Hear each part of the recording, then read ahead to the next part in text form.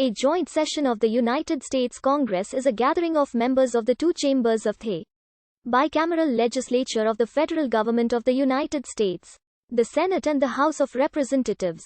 Joint sessions can be held on any special occasion, but are required to be held when the President delivers a State of the Union address, when they gather to count and certify the votes of the Electoral College as the presidential election, or when they convene on the occasion of a presidential inauguration. A joint meeting is a ceremonial or formal occasion and does not perform any legislative function, and no resolution is proposed nor vote taken.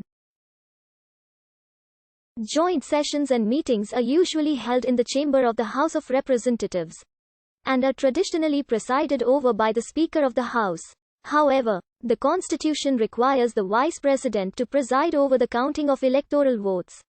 The 12th Amendment since 1804 has provided that the Vice President, as President of the Senate, receives the Electoral College votes, and then, in the presence of the Senate and House of Representatives, opens the sealed votes. The Electoral Count Act of 1887 requires the votes to be counted during a joint session on January 6 following the meetings of the presidential electors. The Act also specifies that the President of the Senate presides over the session. The 20th Amendment now provides that the newly elected Congress counts the votes.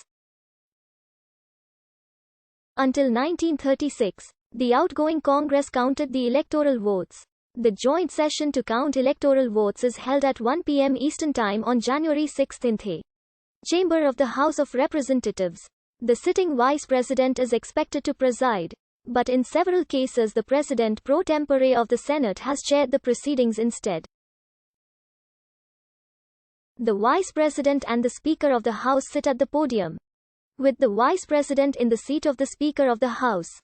Senate pagers bring in the two mahogany boxes containing each state's certified vote and place them on tables in front of the senators and representatives. Each chamber appoints two tellers to count the vote. Relevant portions of the certificate of vote are read for each state, in alphabetical order. Members of Congress can object to any state's vote count, provided that the objection is supported by at least one member of each House of Congress. A successful objection will be followed by separate debate and votes on the objection in each chamber of Congress. The successful vote by both chambers is required to toss out that state's vote count. Objections to the electoral vote count are rarely raised, and only 4 have successfully occurred since the current procedure was implemented by the Electoral Count Act, 2 initiated by Democrats and 2 initiated by Republicans.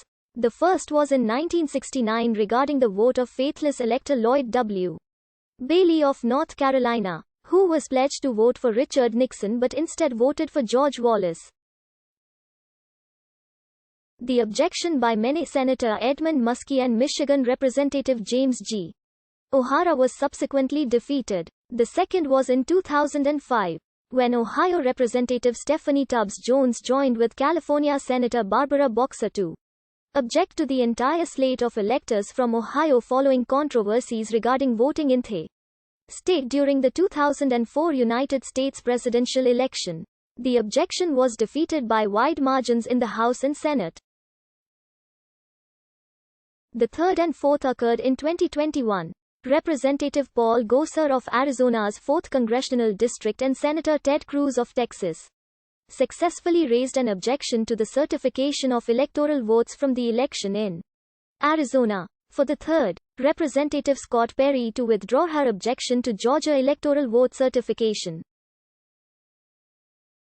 Notably, Democratic members of the House attempted unsuccessfully to object to the certification of electoral votes from the 2000 presidential election, with outgoing Vice President and Democratic presidential candidate Al Gore overruling multiple objections to the controversial election count from Florida due to the lack of a senator signing on to any of them. Similarly, in 2017, Democratic representatives attempted unsuccessfully to object to the electoral votes from multiple states after the 2016 presidential election.